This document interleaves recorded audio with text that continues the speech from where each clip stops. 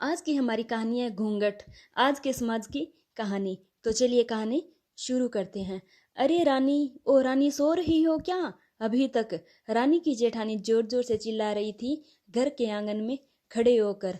रानी यानी मैं भागती हुई अपने कमरे से निकली और बोली, दीदी, हाँ आ गई मैं। जेठानी बोली, रानी तुम्हारा नाम रानी है, तुम रानी नहीं हो। मैंने तुम्हें रात में ही समझाया था कि सुबह जल्दी उठ जाना, तुम्हारी मुंह दिखाई की रस्म है। मैंने बोला कि दीदी रात को नींद ही नहीं आई, नई जगह है और मन में थोड़ा डर भी था कि सुबह आंख नहीं खुली तो।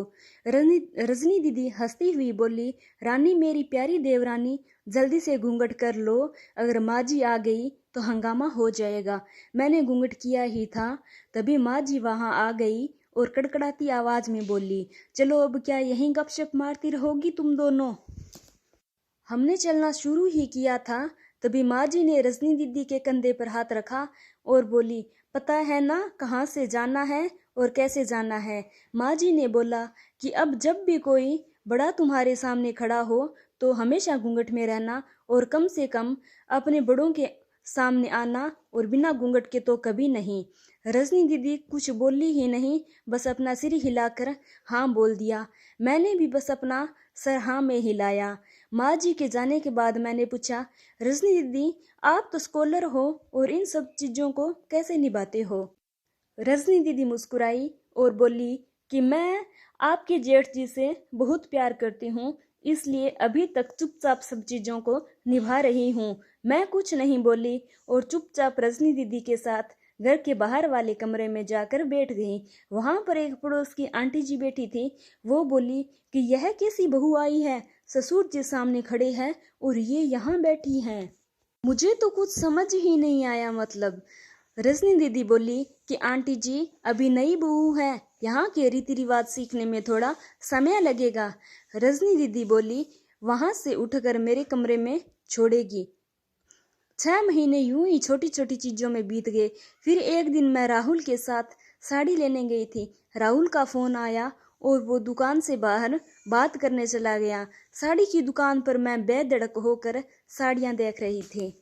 तभी मेरे साथ में बैठे हुए अंकल जी खांसे, एक बार, फिर 2 बार, फिर 3 बार।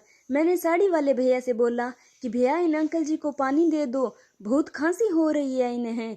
अंकल जी भड़क उठे और बोले, क्या बदतमीज लड़की है, कुछ शर्म लिहाज है या नहीं इसे? दुकान पर हंगामा देख राहुल बाहर से भागकर अंदर आया और अंदर आते ही अंकल जी के पैर छूकर बोला, मामा जी आप यहाँ?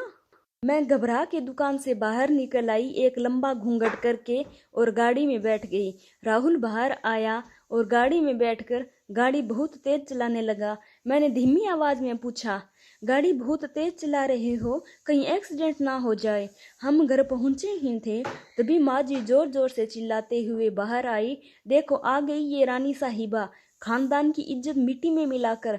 तभी रजनी दीदी आई और बोली, माँ जी मेरी शादी को 6 साल हो गए हैं, मैं अभी तक मामा जी को नहीं जानती, ये कैसे जानेगी? माँ जी जोर से चिल्लाई, देखो कैसे चपड़ चपड़ जुबान चल रही है इस रजनी की भी। राहुल सब की बात काटते हुए बोला कि माँ ये दोनों सही बोल रही हैं, अगर ये हमेशा घूंघट में रहेगी तो मामा जी को कैसे पहचानेगी? और माँ, आज मामा जी के फोन पर तुमने पूरे घर की शांति को भंग कर दिया है। ये वो ही समाज है जिसने सीता मैया पर भी अंगुली उठाई थी। पिताजी और जेठ जी ने भी अपना पक्ष राहुल के साथ ही रखा। माँ जी थोड़ी देर सोचने के बाद वापस रजनी दीदी और मेरे पास आई और बोली कि तुम दोनों को अपनी मर्यादा पता है, मुझे उम्मीद है कि तुम कभी भी मेरा सिर शर्म से नहीं झुकने दोगी। हम एक ही परिवार के सदस्य हैं, हमें हमेशा साथ रहना है, अच्छा वक्त हो या बुरा वक्त, हर सदस्य को अपनी मर्यादा पता है। माँ जी ने मुझे और रजनी दीदी को गले लगा लिया। इस कहानी से हमें यही शिक्षा मिलती है कि रूढ़िवादी परंपराओं को छोड़कर हमें नए तरीके को अपनाना चाहिए, और आज के टाइम में जो अच्छी अच्छी चीज़ें हैं उन्हें अपनाना चाहिए। रूढ़िवादी परंपराओं को छोड़कर कुछ नया करना चाहिए। दादा परदादा की परंपराएं दादा परदादा के ज़माने में ही अच्छी लगती थी, और आज का जो टाइम है उसमें आज के टाइम के आज के समय के अनुसार ही जो परंपराएं हम बनाएंगे वो आज अच्छी लगेगी और आने वाले टाइम में आने वाले टाइम की तरह हैं।